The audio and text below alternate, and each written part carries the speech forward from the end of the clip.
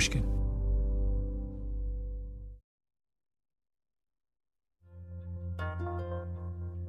On March 12th, 2019, the U.S. Attorney's Office for the District of Massachusetts unsealed indictments against more than 50 people. Indictments that were part of a criminal investigation codenamed Varsity Blues. Business leaders, celebrities, actors, rich people accused of paying millions of dollars to get their children into elite universities. Millions of dollars in bribes. One by one, the parents were arrested, pled guilty, paid massive fines, served time, reputations were ruined. The media ran story after story.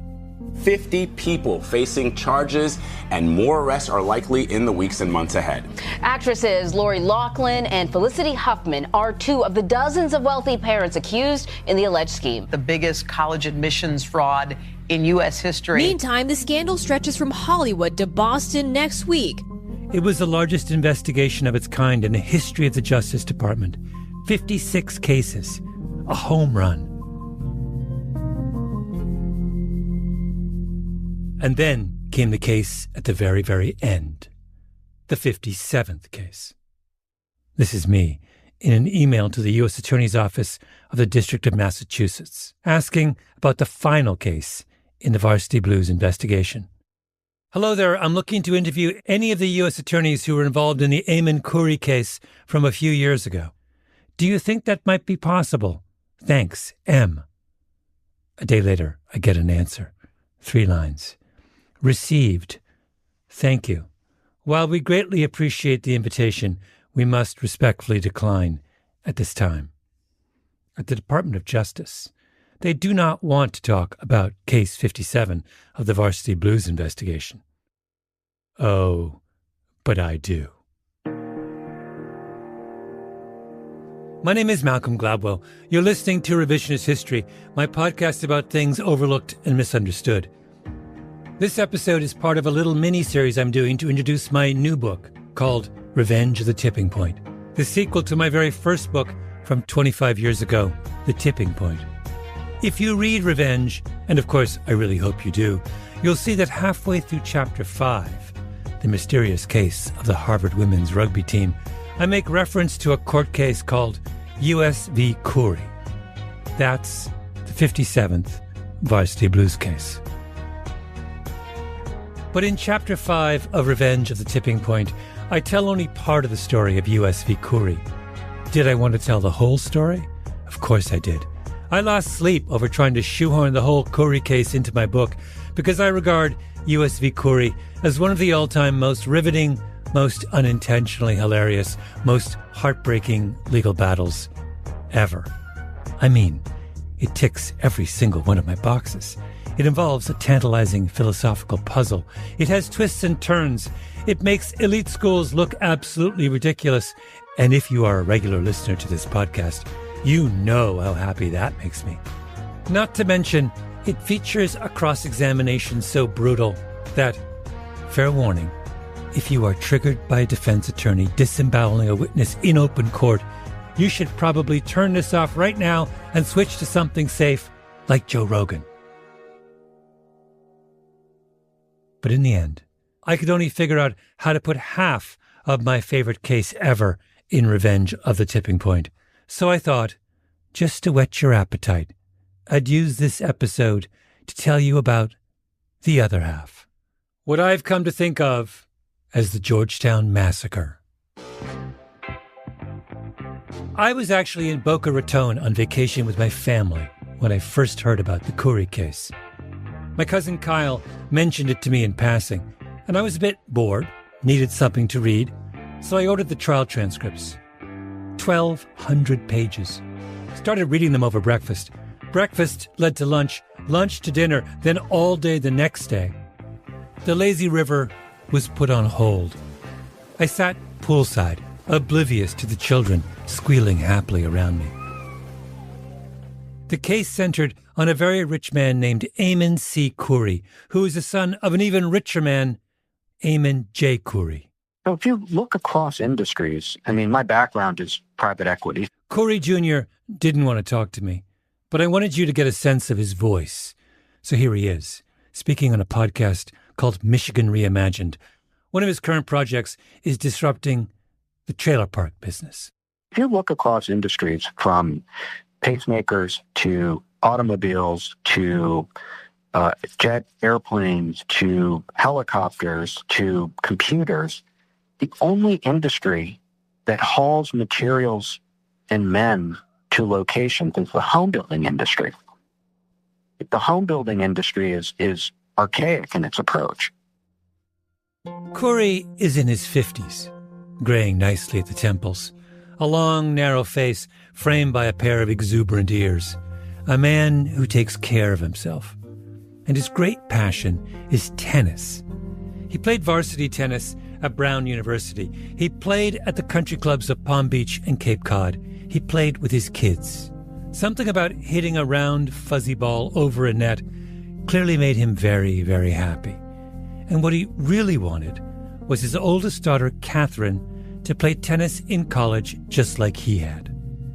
So one day, back in 2014, Eamon Khoury goes to his college reunion and has a boozy dinner at the Capitol Grill in Providence with his old teammates from the Brown tennis squad, one of whom is Gordon Ernst, a.k.a. Gordy, who was then the tennis coach at Georgetown University. Gordy Ernst was not yet notorious, but after the launch of the Varsity Blues investigation, he would be. The U.S. Attorney's Office for the District of Massachusetts, on the occasion of Gordy's sentencing hearing, said this about him. Mr. Ernst was one of the most prolific participants in cheating the college admissions system. He put nearly $3.5 million in bribes directly into his pocket and sold close to 24 slots at Georgetown to the highest bidder. And according to the U.S. Attorney's Office, one of those 24 slots on the Georgetown tennis team was sold at the Boozy Brown reunion dinner to Eamon Khoury on behalf of his daughter, Catherine. Gordy went down, and he brought his old teammate with him. Case number 57. Midway through my long days in Boca, devouring the trial transcript, I realized that Khoury's lawyers were based just down the road. So I called them up. I said, "I'm in Boca. I'm up to page 1100. They said, "Come on down." And I made a beeline for Miami. Met up with Roy Black, his partner Howard Shrebnick, and their two longtime partners. Big shiny office tower, conference room, stacks of documents on the table. That's Maria. Hi. So, Roy Black is tall, slender, austere, almost 80 years old, an apex legal predator, completely and utterly intimidating. His nickname is the Professor. Howard Shrebnick is much younger. He looks like he's in a 1980s hair metal band. He races motorcycles around Miami in the early morning hours. Oh, I nearly forgot to mention. We'll hear argument next in Case 14-419, Luis versus United States. Mr. Shrebnick. Thank you, Mr. Chief Justice, and may it please the Court. Howard has also argued two cases before the Supreme Court. Howard is the intellectual, does all the legal work as well as working on the facts, but I leave for him all that kind of stuff. That's the great thing about the way that we work. And he'll read cases all day and all night, and his only dream in life is if the case can go to the Supreme Court. But I'm trying to make sure it doesn't go into appeals by winning the trial. And Roy began by telling me what Eamon said when they first talked about the case. He said, when he came here, said, "I want to go to trial. I don't want to take a plea. I don't feel that I did was a crime." Now, maybe people will disagree with the way I did it, and of course, that I did it a stupid way, that it makes it look bad and all of that. But I don't feel I committed a crime, and I think it would be against my own integrity if I went in there and pled guilty just to get a shorter sentence. And if they give me a longer sentence, so be it. I would rather have my day in court, let a jury make the decision.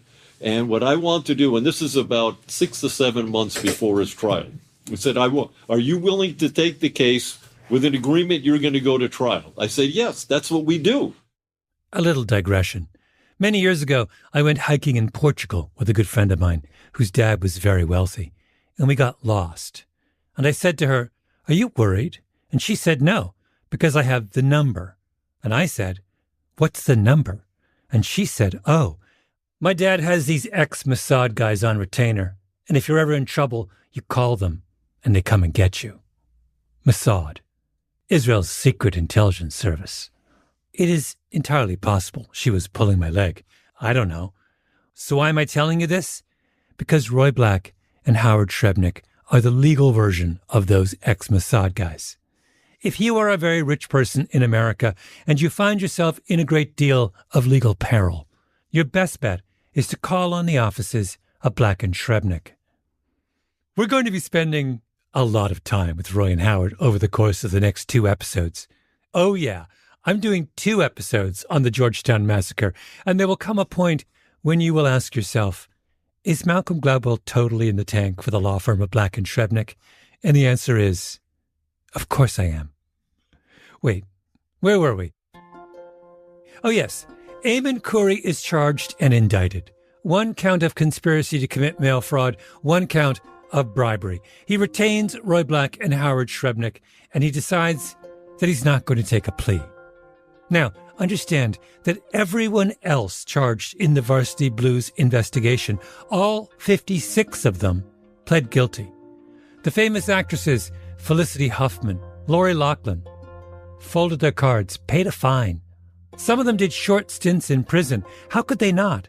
They were caught paying money under the table to college coaches to pretend that their kids could play sports when they actually couldn't. And why? So their kids could get into a school that they otherwise could not. That's illegal, right?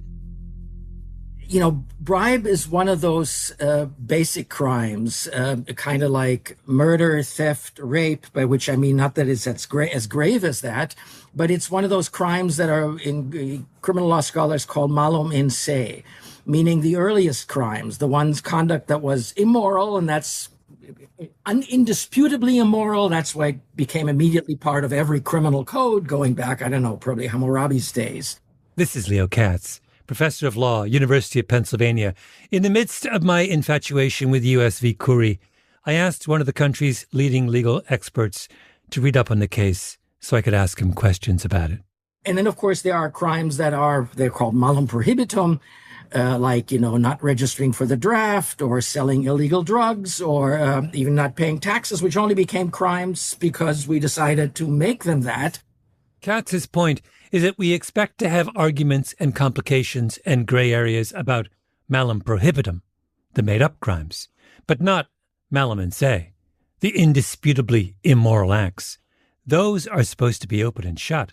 For Eamon Khoury to say, "I'm going to fight this bribery charge, I don't think what I did was wrong," was an act of extraordinary audacity, bordering on just plain foolishness. He decided to be Don Quixote and tilt at the windmill that was the U.S. Attorney's Office of the District of Massachusetts. So he came to the same conference room I was sitting in to ask for help. So that's really what happened. He wanted to have a trial, and we said, yes, we will do it and dedicate ourselves to get ready for this case. And that's how it started. So when you have a case like this, you must have a kind of gut instinct about whether it's winnable at the outset. So I'm curious about what your... I don't think so. I don't. We did not, at least I didn't have that. I thought that we were behind the 8 ball from the beginning, that everybody else had either lost or pled guilty, and I didn't have great optimism about the case, when the client came in.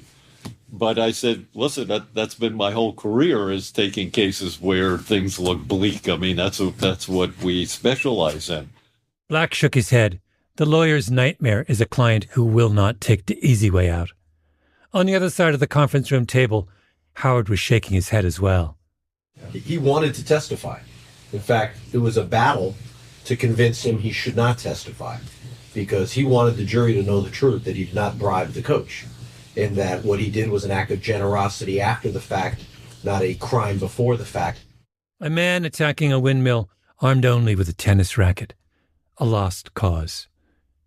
Did I tell you that this was my favorite legal case ever? I think I did.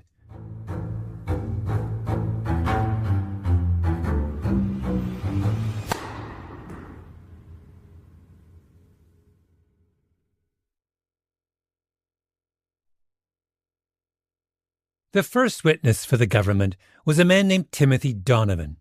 He was one of the former Brown tennis players who attended the fateful dinner at the Capitol Grill. He now runs a tennis academy in Milton, Massachusetts. There's no tape of the trial proceedings, but we've recreated testimonies for you using two loyal members of the greater Pushkin community, Dax Shepard and Britt Marling. Here's Britt as one of the prosecutors examining Donovan, as played by Dax Shepard. Are you familiar with the defendant, Eamon Corey? I am. How do you know him? We were teammates on the tennis team at Brown University in the late 80s. Did there come a time when you entered into an arrangement with the defendant concerning his daughter? Yes. What was the nature of that arrangement?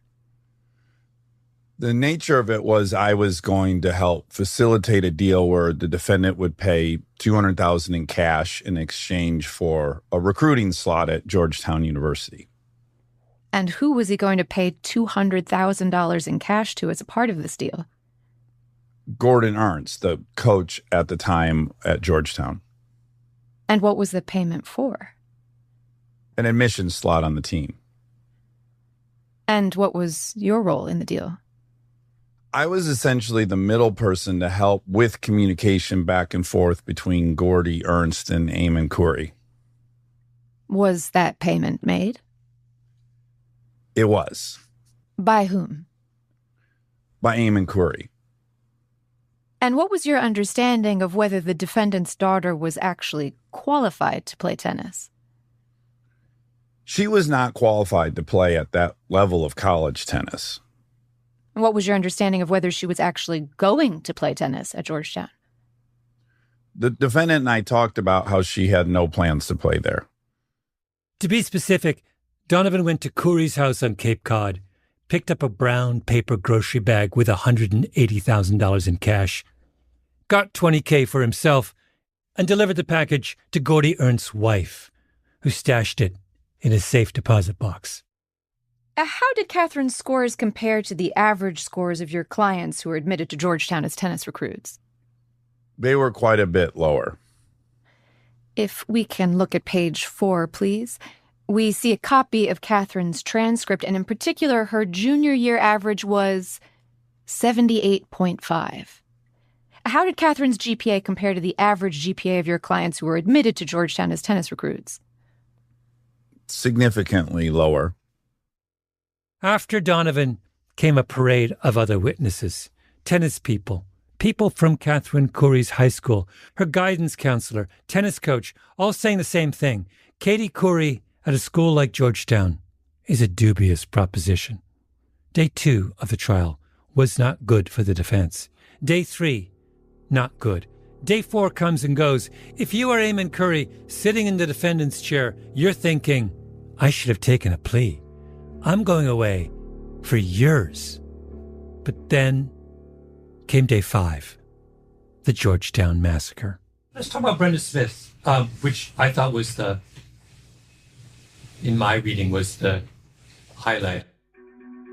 On day 5, Howard and Roy called a witness who worked as a fundraiser for the Georgetown Athletic Department.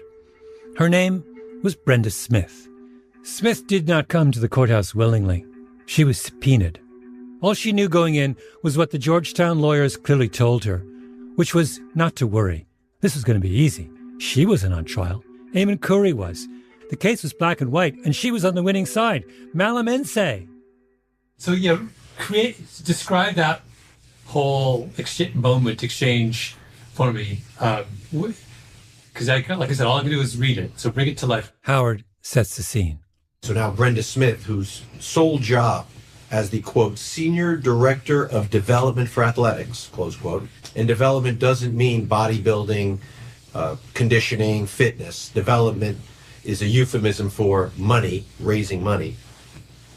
She's now on the witness stand, and she's going to suggest that money doesn't matter with regard to admissions, that her job is entirely independent of the admissions process. This was the moral heart of the case. Why does Eamon Corey belong in jail? Because he used a grocery bag full of cash to corrupt the admissions process at a selective institution where the admissions process is supposed to be about merit and achievement. So Smith takes the stand. Roy's asking the questions. Once again, our voice actors. All right. I wanted to ask you about admissions into the university. The university has an admissions department, correct? Or admissions office? Correct. And you were not an admissions officer? No. However, you would communicate with admissions officers, would you not? No, I never did. Would you ever get involved in attempting to influence the admission of people into the university? No, I did not. Did you ever lobby the admissions office? The admissions office? No. Did you ever advise the admissions office about the amount of money people had? No. Did you ever advise the admissions office that an athlete or a potential athlete came from a well-positioned family? No. Did you ever advise the admission office about the net worth of parents of potential recruits? I did not. Did you ever advise the admissions office about the value of parents' homes? I did not. No. Brenda Smith does not seem to have realized at this point that Howard and Roy have in their possession every email she wrote in the time of her employment at Georgetown. Or maybe she does, but the implications of that fact haven't sunk in. I mean, maybe she thought, I wrote thousands and thousands of emails. 99% of them were harmless. There's no way they read all of them, is there? Well, yes, there is. And Roy starts putting his favorites up on the screen. All right, can we turn to Exhibit 285? And if we could highlight the middle paragraph. By the way, who is, let's go to the top first. I'm sorry, who is David Nolan? He is the women's soccer coach. All right, and he's asking you if she is somebody you want to cultivate, correct?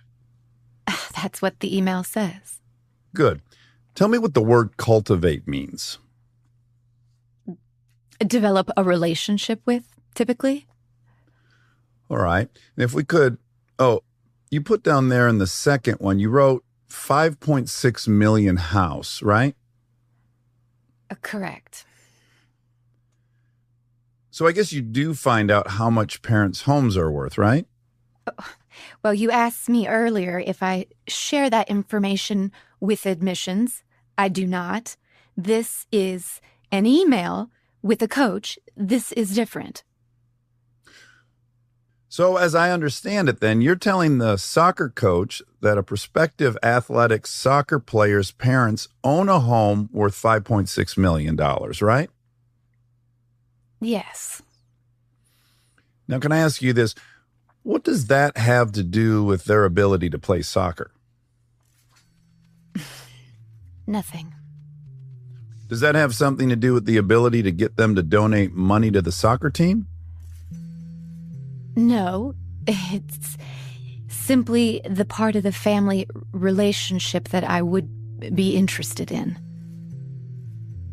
The trial had ended well over a year before I met with the Khoury defense team, but everyone in the conference room that day, Roy, Howard, and their two partners, Jackie Perchek and Maria Neira, remembered the key moments perfectly. Something would come up in our conversation. They would pick up one of the stacks of transcripts on the table and just start reading. One of the coaches writing to Brenda Smith. The coaches will have to recruit really rich kids who can play. Yeah, I remember that one, yeah. Well, yeah.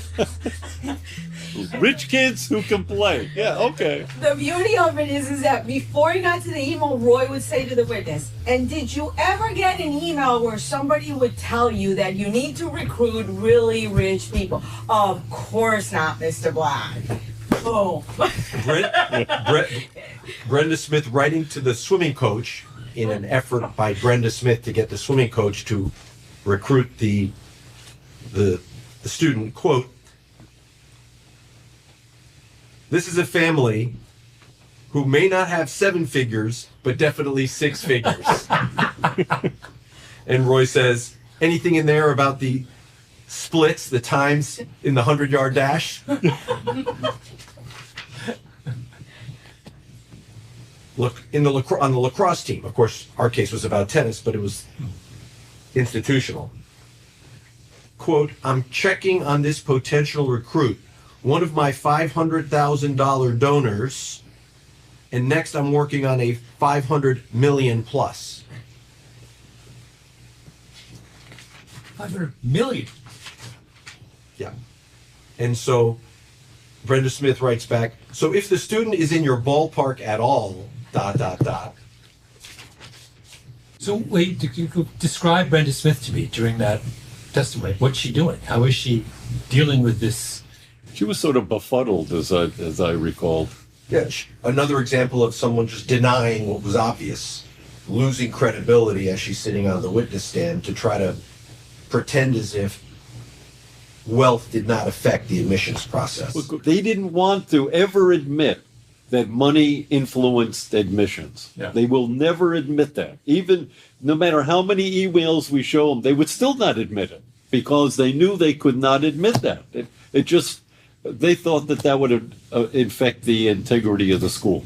Is she defiant or humiliated or defensive? No, she wasn't defiant. As I said, she was more befuddled, like, why am I here? And I don't really want to be here, but it's like they told me to show up, so here I am. What Georgetown's mission was at the trial, to say that development is separate from admissions. That was their whole theme, is that we admit people, but it has nothing to do with money. Sure, we'll ask for money later, but there's no connection between the two.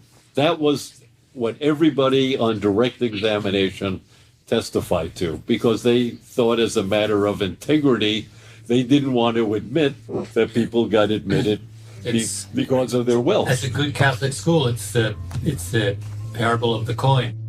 And Jesus, answering, said unto them, Render to Caesar the things that are Caesar's, and to God the things that are God's.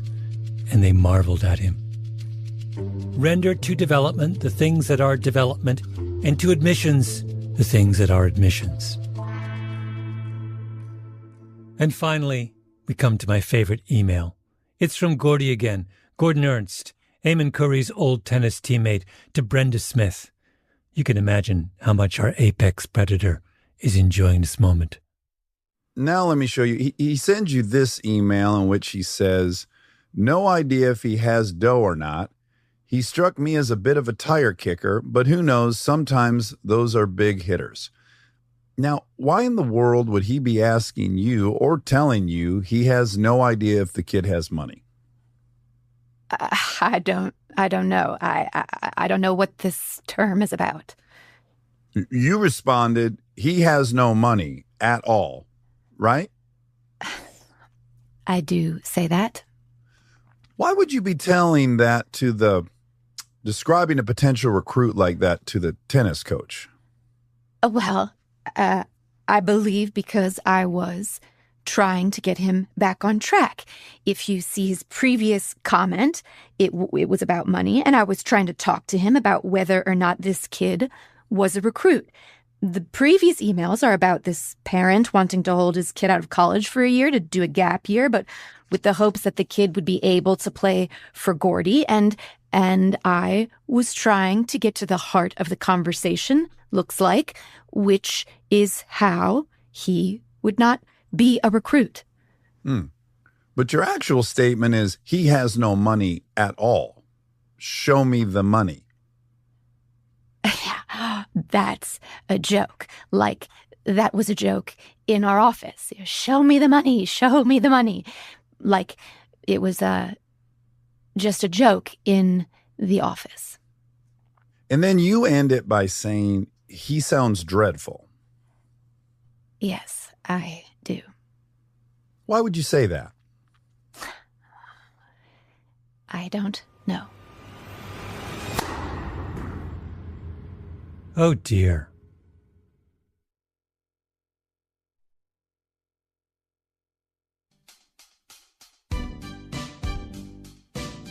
So let us imagine that you are sitting in the jury. during the 8 long days of US v. Curry, you might begin with a very straightforward thought, that rich people should not be buying their children's way into Georgetown University. But then, by day 5, after the Georgetown massacre, you begin to think, oh, wait a minute. In a kind of roundabout way, Georgetown allows rich people to buy their way into Georgetown University. Only they are a little more circumspect about it. I mean, no one is making donations to Georgetown in a brown paper bag. But what exactly is the difference between what Eamon Curry and Gordy did and what the Georgetown Development Office did every day? Isn't it just that Gordy and Eamon's arrangement was a bit too obvious? This was the point that my legal expert Leo Katz made. Katz suggested a hypothetical scenario to make sense of this. Suppose that after that boozy dinner at the Capitol Grill, Curry and Gordy had gone to a lawyer. And the lawyer said to Gordy, "You should start a tennis camp." And the lawyer says, you could just, charge an arm and a leg, or maybe sort of a sliding scale for getting admitted to the tennis camp. And then you predominantly choose people from your tennis camp to be admitted. Which you could justify, right? You've seen them play. You know their strengths. And if you do it that way, then it's I think you ought to be okay. And then the puzzle arises, well, gee, if it could have been done that way, but just happened not to be done that way, they did it in a more direct way with the paper bag, what's the big deal? It comes to the same thing. Wait, Leo, you're missing one component, though, which I'm curious what you make of this. I would add a third if I was him. Yeah. I would say, and the goal of my tennis camp is not to produce elite tennis players, but to instill in the campers a love of the game and to build character among those, who have chosen tennis. I mean, if he does You're much better at this than I am. I mean, I just... that's right. I think he'd want to get a lawyer, and the lawyer would probably want to bring in a PR person who can then add some. But he just needs to be frank about the fact he's not interested in turning out Roger Federer. That's not what this camp is about. That's important to specify that. No, your objectives. That makes it even easier, because then you bypassing people who are maybe better tennis players then becomes particularly unobjectionable. In the evening, after we've hit backhands for 2 hours, we'll sit and we'll discuss great works of legal philosophy, such as books written by Leo Katz. The patron saint of this particular arrangement. Yes. That would work. This is the hypothetical scenario that would have saved Gordy Ernst and Eamon Curry. A tennis camp. But wait. Gordy Ernst actually had a tennis camp. Yeah. We know he has one. He's running at the Georgetown. And the arrangement he has with the university is that he was running it on university property during the summer, and he was allowed to keep 100% of the proceeds from the camp. That was, so they had signed off on that. Wow, the 100% makes it particularly interesting. And the other thing that's fascinating is that in all aspects of the decisions about who to admit, both to his tennis squad, but also his camp, he has discretion. The university is not interfering in a substantial way with either of. If he wants someone on his tennis team, he gets them on his tennis team. Definitely in his summer camp, he gets to admit absolutely whoever he wants. So say Gordy Ernst made it clear that he wasn't actually trying to recruit great tennis players. Then wouldn't the crime of letting someone on the team who wasn't a great tennis player look less and less like a crime? As I was talking to Leo Katz, I suddenly remembered, there was an email on this right in the middle of the Georgetown massacre. It's about a big-time Georgetown donor who has a friend who has a kid who likes to play tennis. Roy made a meal out of this one while examining Brenda Smith. And then it says, his good friend and a well-positioned family. What does that mean, a well-positioned family? I think it means that the family has the potential to be donors should they become involved with the university. All right. And what they're saying here is that the person wants to come to the campus and meet with Gordon Ernst, correct? That's what it says. You tell Gordy Ernst that, but if he is in the ballpark, it wouldn't hurt us. Now, does that mean that it wouldn't hurt us to recruit the person? No.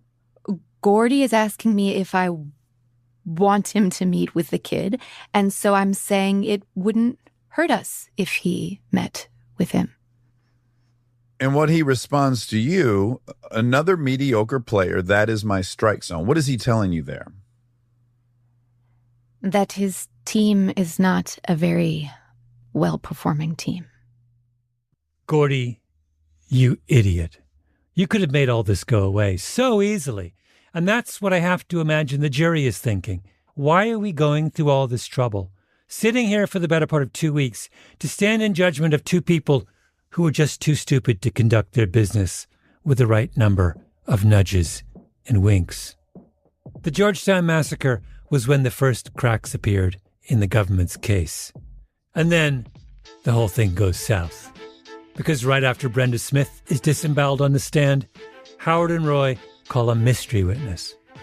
And the mystery witness has a very big surprise for the prosecutors of the District of Massachusetts. That's next week in part 2.